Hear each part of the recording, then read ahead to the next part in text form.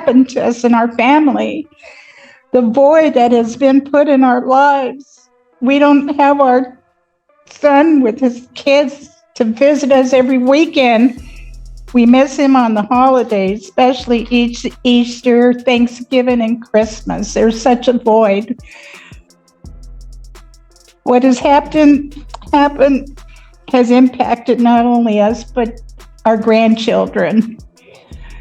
Jeremy's daughter, Aubrey, she's had to have counseling because of the horrific feelings that she's had to feel losing her dad. And Dominic kind of suppressed right now. And she has seen a psychiatrist, Aubrey has.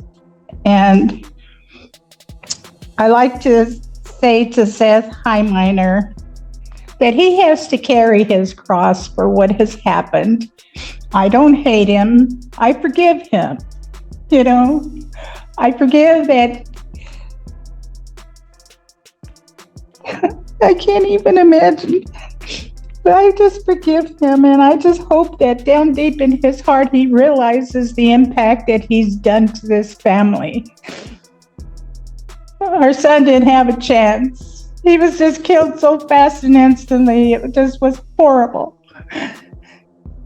And here's a picture of our son, Lord, Your Honor.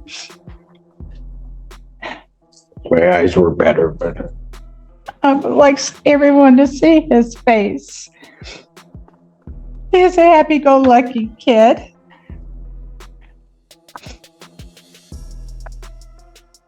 And I just feel, Your Honor, that whatever you decide on Seth's sentencing,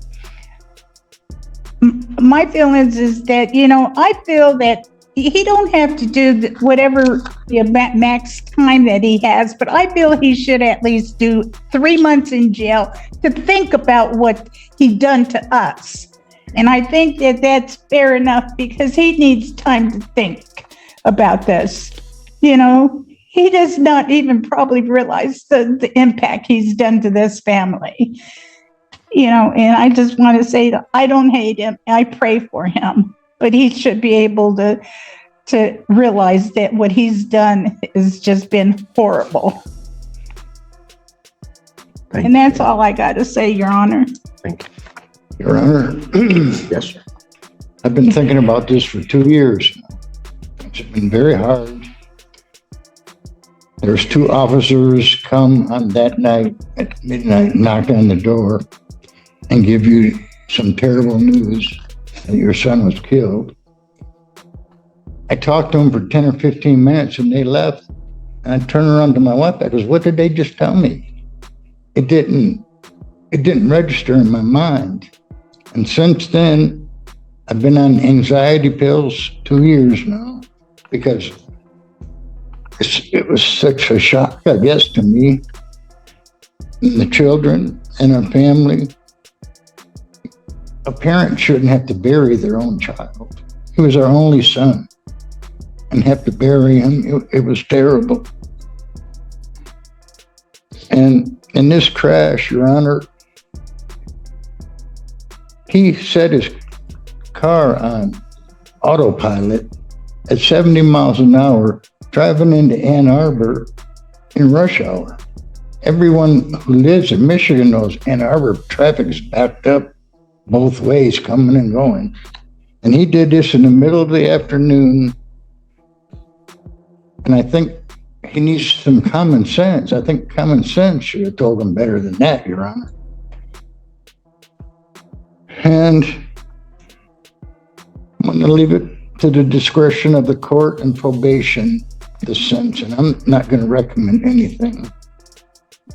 And I'm going to say that my wife and me will pray for the Highmore family because I know it's cost them a lot too. A very, very sad thing.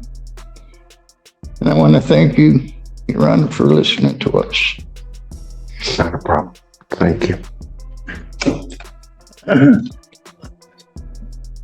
Hello, Your Honor.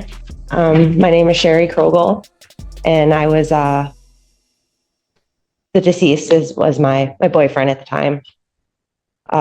We were on the phone when it happened. So for 2 years, hearing on and off, trying to figure out what was going on.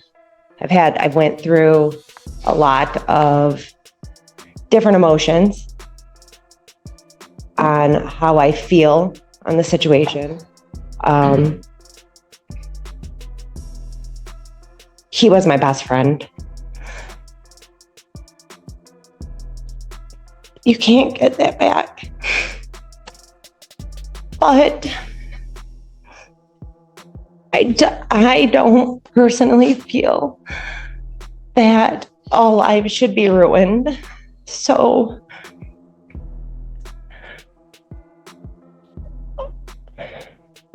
for me, what I think would be more beneficial, and I don't know if it would even be able to be a consideration, is that he was to have to take time out of his life to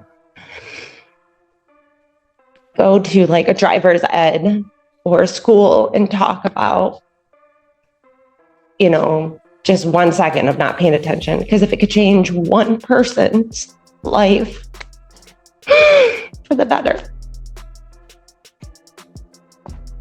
that's what I think. I don't think more lives need to be ruined over an accident. That's it. Thank you.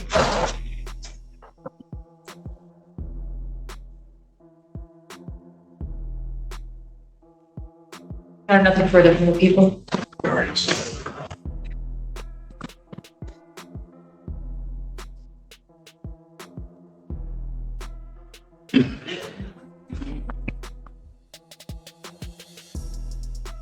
May I proceed, Your Honor? Yes, you may. Your Honor, I say without any hesitation that, you know, the two most difficult tasks and I think most defense attorneys face are, one, standing up after a victim statement that was, especially one with such grace, humility, and you know, emotion that those poor people had to go through. And I certainly extend my sympathies to them on behalf of Mr. Highmore. And secondly, is to try to make sense of these types of cases, these types of charges, which I think we all agree in the system are the most emotional, most difficult cases to sort out. Because they are the only, or if not the only, one of the only offenses that bring accidental and negligent conduct into a criminal courtroom like today. But we're ready to deal with that. And I want to start with some cold and sterile requests, Your Honor. One, I think I mentioned, Your Honor, in chambers, I would ask Your Honor to either order restitution today with the condition that may be revisited if, in fact, that was contemplated in the civil lawsuit that was settled, or to reserve restitution for a short amount of time while I talk to the insurance attorney. Secondly, Your Honor, of course, I'm asking you to follow the recommendation. I can't sit here and say I'm asking to impose jail time on my client. That would be difficult for me to say, but I do think that Ms. Polera understands her role very well and made a very good recommendation here. And if Your Honor believes that jail time is appropriate, my client is ready to go in today, of course. Your Honor, I will say this. As we look at the conduct here, I think that the victims are probably searching for an answer as to what happened. I would be too, if my loved one was killed or injured, and I don't think we're ever going to be able to offer that. Mr. Highmore doesn't have much of a memory. The police investigation didn't show that he was doing anything by way of reckless conduct, drinking, using drugs, using his phone. They checked all of those things. I think this was a situation in which Mr. Highmore simply either zoned out, didn't pay attention, and possibly we've learned a little bit about his medical condition since. He had worked a 14-hour shift in the sun, dehydrated, and certainly his actions have resulted in the death of this poor young man. I will say, of course, Your Honor, that Mr. Highmore has no prior criminal history, no subsequent criminal history. This was, of course, 2 years ago. I think Ms. Polera noted that my client has shown remorse. He can't say a lot, unfortunately, because of potential civil liability. But I think his emotion, his family, all of whom are here, have written letters to say what a good young man this was and is, and I think will be affected the rest of his life He's lost his privileges to drive. He's convicted, doesn't pale in any way in comparison to what the victims have gone through here. But I think that the impact on him has been profound. I think that the victim's mother, her desire for him to be impacted, I think will come true and has come true, and that he has been greatly impacted. So, Your Honor, I am ultimately asking you to follow the recommendation with those modifications. Yes, Ms. Levy. Yes, I saw it. Thank you, Your Honor. As to the restitution issue, just so the record is clear, the restitution that's been recommended by probation to be ordered was simply for the funeral expenses for the victims. So there was a civil lawsuit that may or may not have included those funeral expenses, certainly did include other monies paid, but that is, just so the record is clear, the only thing that probation ordered was for the funeral. And as indicated, Your Honor, certainly we would never challenge the amount. It's just whether that was covered. And if not, then that will be certainly a part of my client's order to pay back immediately. Well, let me just deal with that. The record should reflect that I had a in-chambers conference with counsel. That issue was raised, and I will say that I'm going to order that restitution amount today. If it was covered either by an insurance or through some lawsuit, then one of two things then would happen if that was indeed paid, well, specifically directed toward those expenses. And so I want to be clear on that. If out of the settlement, the family used some of those funds to bury their child, that doesn't count in my book. It would have to be something that would have specifically been directed toward those expenses. If that was paid, then one of two things would happen to the amount paid by the defendant. Either it would go back to the defendant or would go to the insurance company, which paid the funds to the family. So, Understood, Your Honor. Thank you for that clarification.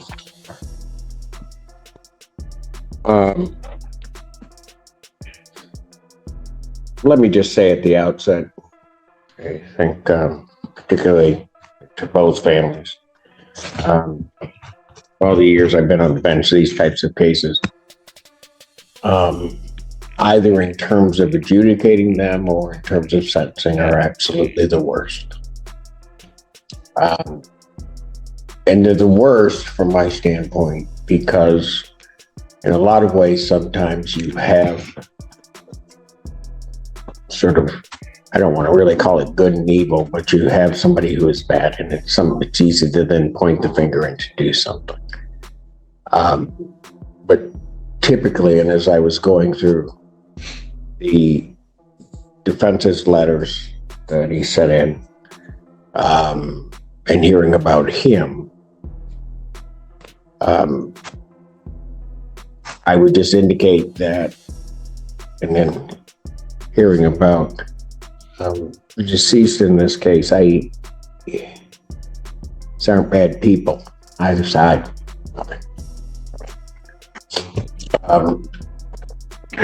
And so it becomes problematic sometimes for the court. I'll say problematic, but it's what I have to do. I have to find some balance in terms of what I do. Before I continue, I guess, sir, is there anything you want to say? I do have to offer that to your allocution. Yeah, I would just like to say that I am extremely sorry for what happened at the incident. And if there's anything I could do to change it, I promise I would. And that's all, Your Honor.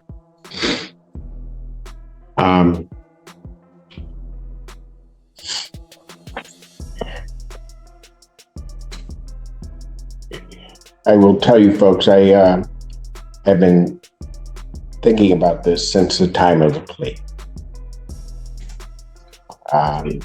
Particularly last night, it was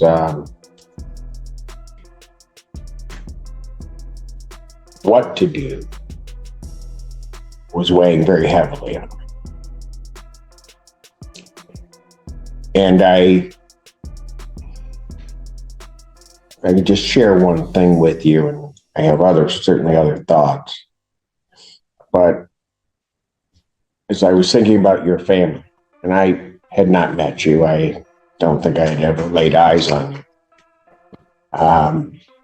But I was sitting there and I received a text from my son. And it was something silly. I mean, he had charged my Amazon account for something he was buying. And he wanted to pay me back and put it back into my account. I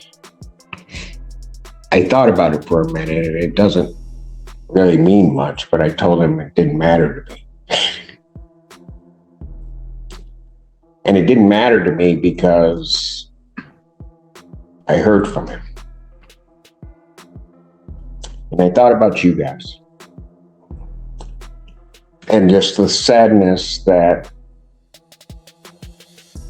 you don't get that text message. I don't know. I can't even imagine how you guys feel.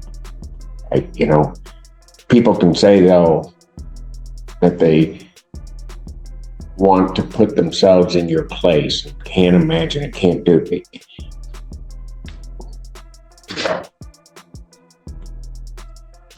I don't think you can be there till you're there.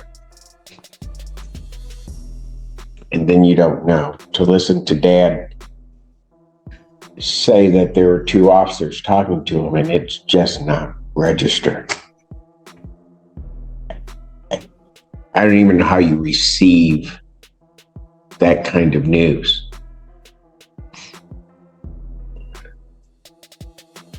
And what's difficult, certainly, is when, and hard to explain and hard for human beings to accept, is when the natural order of things are in place. We're not supposed to bury our children. We're just not.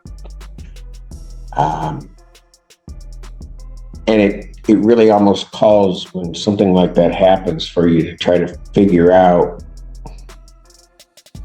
the world. Like I said, I have never met you before, but ma'am,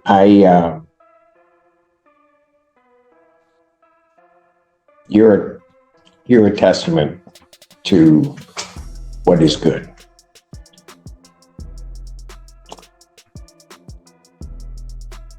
I don't know the strength and the courage it took. Sir, you need to realize the extraordinary gift she gave you today. Because I don't know, I'd like to think of myself as a good person. But I don't know that I could get there, stand there, give a victim's impact statement where this had happened to my child and ever forgive you. And for her to come here and basically that's the first thing out of her mouth. There's probably nothing greater than a mother's grace. Ma'am, I thank you for sharing that. Yeah. Certainly with me today. Every day I always expect that there's going to be a miracle. I never know what it's going to be.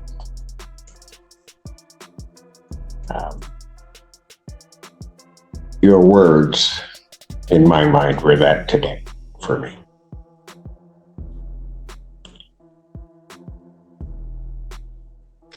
And to his girlfriend, I would just say, I can't imagine. And I wasn't aware of it till you said it, that you were on the phone with her. Just trying to move on. And that's hard. And again, I don't know where, when that happens, you even begin. I respect all of you in terms of your courage to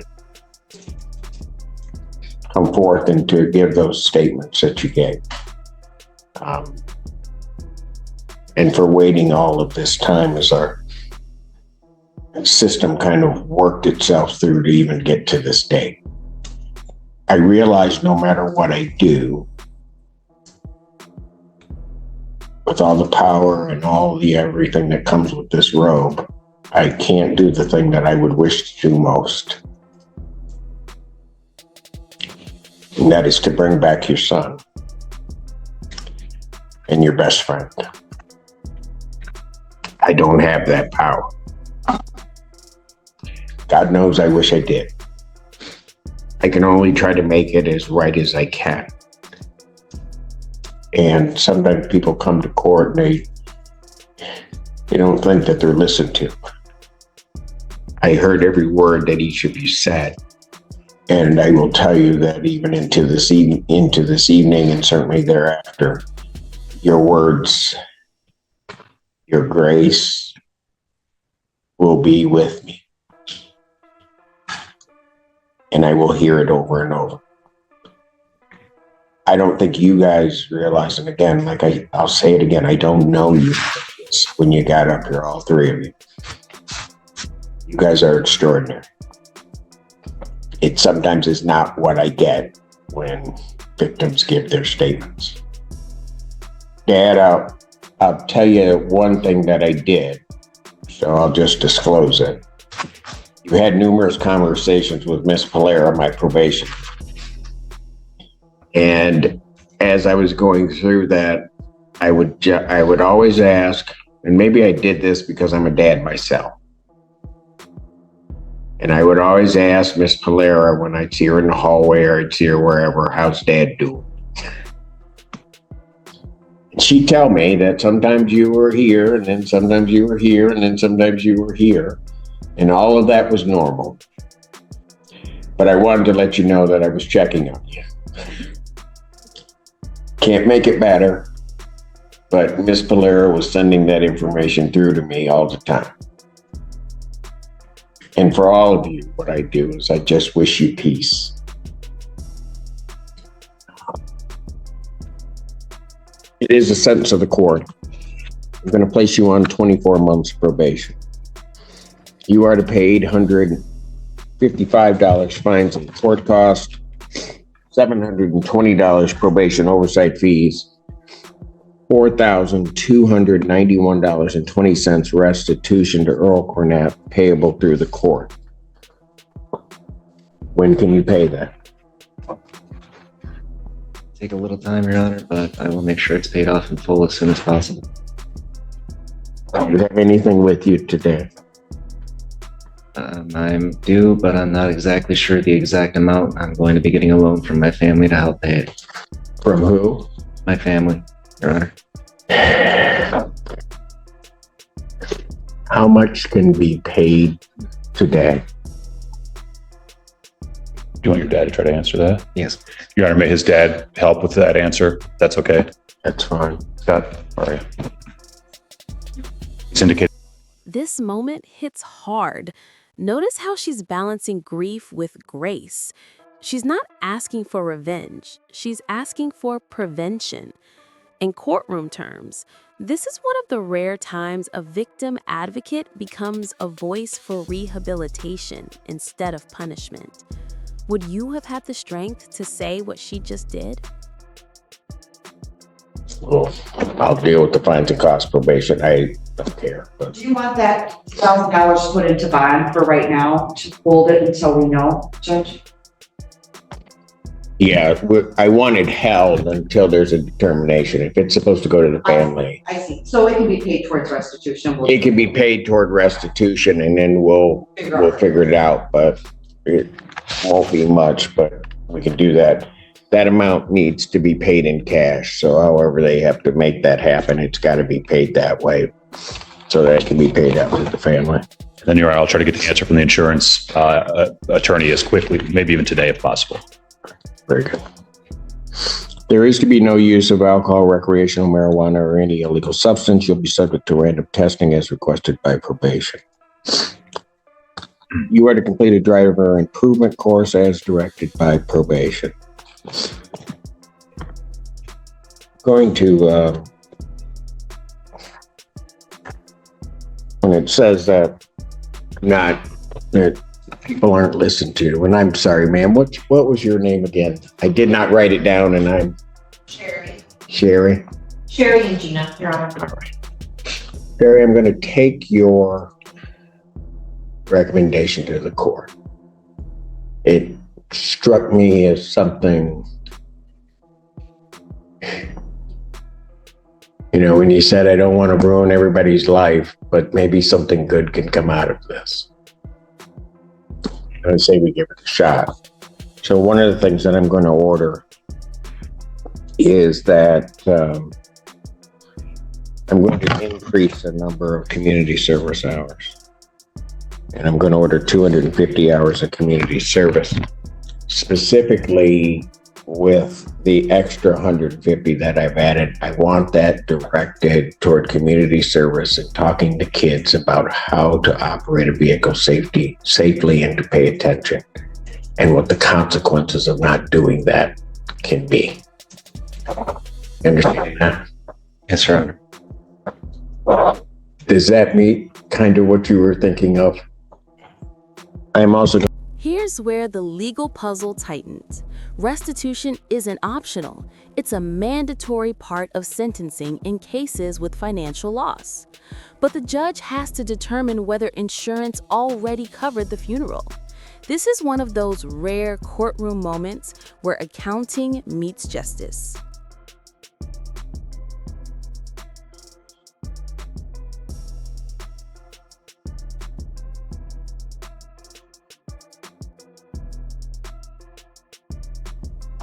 Is for the 45 days.